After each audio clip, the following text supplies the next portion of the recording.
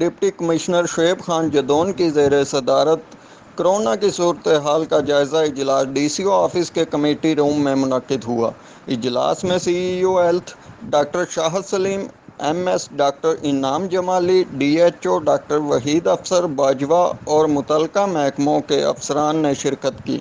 اجلاس میں بتایا گیا کہ ضلع بہاول نگر میں کورونا کے 43 مریض تھے، جن میں سے 31 مریض ڈبل نیگیٹو کے ساتھ صحتیاب ہو گئے ہیں، جبکہ 10 مریضوں کا سنگل نیگیٹو رزلٹ آ گیا ہے اور ایس او پیز کے مطابق دوسرا رزلٹ نیگیٹو آنے پر یہ مریض بھی صحتیاب افراد کی لسٹ میں شامل ہو جائیں گے، لہٰذا 41 مریض کورونا فری ہیں۔ اس وقت صرف 2 مریض ڈی ایچ کیو میں کورونا پازیٹیو ہیں۔ ضلع میں کورونا سے کسی شخص کا انتقال نہیں ہوا، نہ ہی کسی مریض کی حالت تشویشناک ہے۔